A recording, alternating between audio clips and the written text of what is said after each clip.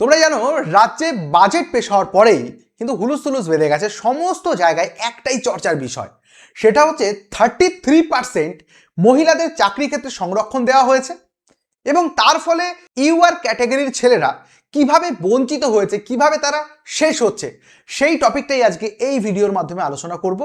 এবং তোমরা এক নজরে একটুখানি দেখে নাও যে আমাদের বেঙ্গলের রিজার্ভেশন সিস্টেমটা কিভাবে কাজ করতো এতদিন, যেখানে আমরা দেখতে পাচ্ছি ক্যাটাগরি ওয়াইজ সংরক্ষণ ছিল এতদিন ঠিক এই রকম যে ওবিসিদের ক্ষেত্রে 7% সংরক্ষণ, এসসিদের ক্ষেত্রে 22% সংরক্ষণ, এসটিদের ক্ষেত্রে 6% সংরক্ষণ এবং ইডব্লিউএসদের ক্ষেত্রে 10% সংরক্ষণ। এবং জেনারেল ক্যান্ডিডেটরা এতদিন পর্যন্ত 55% সংরক্ষণ পেতেন। অর্থাৎ এই যে সংরক্ষণগুলো মেলালে এখানে হচ্ছে 45% এবং বাকি যে 55% সেটা এতদিন জেনারেল ক্যাটাগরির ক্যান্ডিডেটরা পেতেন। তো সমস্যাটা কোথায় সৃষ্টি হলো? সমস্যাটা সৃষ্টি হলো যখনই রাজ্যের তরফ থেকে নতুন বাজেট পেশ হলো এবং সেখানে উল্লেখ করা হলো যে সকল চাকরি ক্ষেত্রে মহিলাদের 33% সিট রিজার্ভেশন করে দেওয়া হলো, অর্থাৎ 33% সিট তাদের জন্য ব্লক করে দেওয়া হলো। ঠিক কেমন পজিশনটা দাঁড়াচ্ছে বর্তমানে একটুখানি দেখে নাও। আর এই বিষয়টাকে ভালো করে বোঝানোর জন্য আমি ধরে নিলাম মোট 100টি শূন্য পদ আজকে সরকারের তরফ থেকে প্রকাশ করা হলো। সেখানে কি দাঁড়াচ্ছে? সেখানে 100টি শূন্য পদের মধ্যে 7% আমরা দেখতে পাচ্ছি ওবিসিদের জন্য সংরক্ষিত করা হলো, কিন্তু আজকে 33% মহিলাদের জন্য সংরক্ষণ দেওয়ার পরে এটা হয়ে দাঁড়াচ্ছে যে ওবিসিদের মধ্যে যে 7খানা ধরলাম আমি, 100টার মধ্যে 7খানা সিট ওবিসিরা পেতেন, তাদের মধ্যে ছেলে এবং মেয়ে মিলিয়ে পাবে 5টা আর শুধুমাত্র মেয়েরা পাবে 2টো। অর্থাৎ মেয়েরা 2টো তো পাচ্ছেই, আবার ওই 5টার মধ্যে থেকেও মেয়েরা কিন্তু অ্যাপ্লাই করতে পারছে। সেখানে দাঁড়িয়ে মেয়েদের কিন্তু পাল্লা এখানেও ভারী রয়েছে। দেখো, আমি কিন্তু সংরক্ষণের বিরুদ্ধে কিছু বলছি না, আমি কথা বলছি সমতার পক্ষে। ভালো করে বুঝবে। দেখো এখানে কি বলছে, এসসিদের মধ্যে যদি এই 100টা সিটের মধ্যে 22টা শূন্য পদ পেত, তাহলে সেখানে দাঁড়িয়ে 15টা ছেলে এবং মেয়ে মিলিয়ে এখন পাবে আর শুধুমাত্র মেয়েরা পাবে 7টি শূন্য পদ, যেটা রিজার্ভ করা থাকবে শুধুমাত্র মেয়েদের জন্য। সেই সাথে এসটিদের যদি 6টা শূন্য পদ থাকতো, সেই শূন্য পদের মধ্যে থেকে 4টে পেত ছেলে এবং মেয়েরা উভয়, আর মেয়েদের জন্য এক্সট্রা 2টো শূন্য পদ মোটামুটিভাবে সংরক্ষিত থাকতো।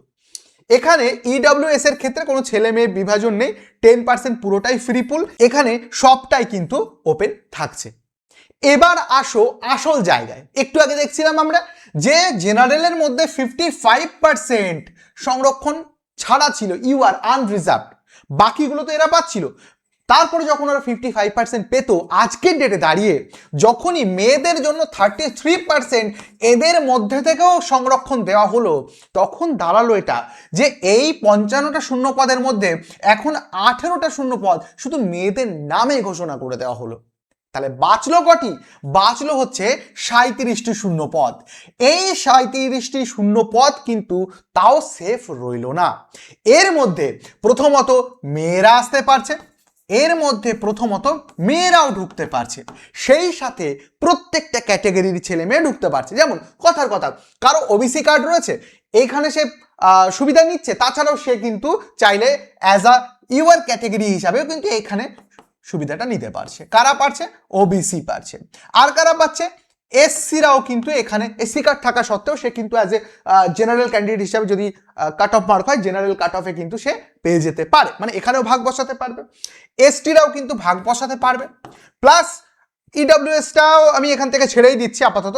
এই সব দেওয়ার পরেও তাহলে কথার কথা এই 37টার মধ্যে যদি আমি ধরলাম যে 2-3টে করেও যদি কেটে যায়, তাও দেখো এখানে বাঁচছে কটা? ওই 20-22টা। এই 20-22টা থাকছে কাদের জন্য?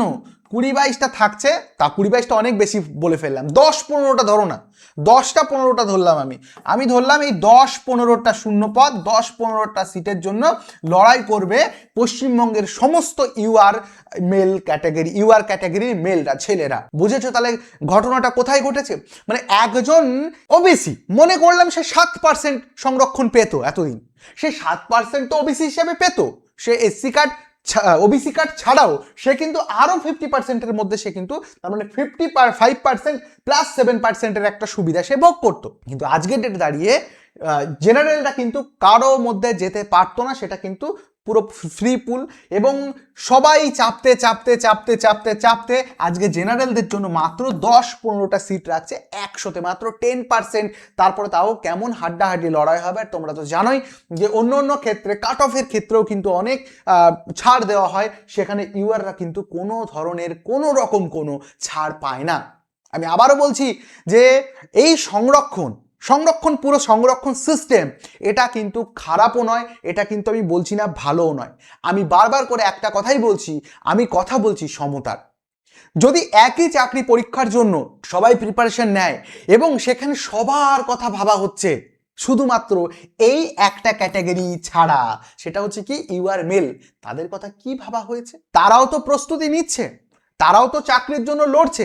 সবাই যদি 8 ঘন্টা পড়াশুনো করে, তারাও তো 8 ঘন্টা পড়াশুনো করছে, কিন্তু ultimately end of the day তাদের মানসিক অবস্থার কথা একবার চিন্তা করে দেখো।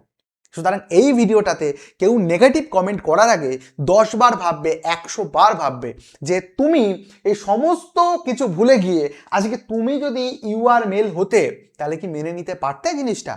কখনোই সম্ভব নয়। আমি নিজে একজন সংরক্ষিত ক্যাটাগরি থেকে বিলং করি, বাট আমি জিনিসটা মেনে নিতে পারছি না। এমনকি যদি আমার ছেলে আজকে বা আমার পরিবারের কেউ আজকে যদি এখান থেকে সংরক্ষণ ভোগ করার মানে জন্য যায়, আমি তাও বলবো যে না, এটা ঠিক হয়নি, এটা ঠিক হয়নি। এবং সেই সাথে ইউআরদের কথা মোটেই ভাবা হয়নি। হ্যাঁ, করতো, সবার জন্য সংরক্ষণ রাখতো, সাথে ইউআরদের জন্য কিছু সুযোগ সুবিধা রাখা উচিত ছিল। সেটা আমি কেন বলতে যাব, সেটা সরকারি বা প্রশাসনিক দিক থেকে তারা বিচার বিবেচনা করে দেখতেন, সেটা আলাদা বিষয় ছিল। বাট সেটা কিন্তু করা হয়নি। অলরেডি এই সমস্ত কিছু কিন্তু অলরেডি পাবলিশড রয়েছে। আমার এটুকুই বলার ছিল। বাকি কমেন্ট বক্স সকলের জন্য খোলা, সকলের গুরুত্বপূর্ণ মতামতটি কিন্তু অবশ্যই কমেন্ট বক্সে জানাবে।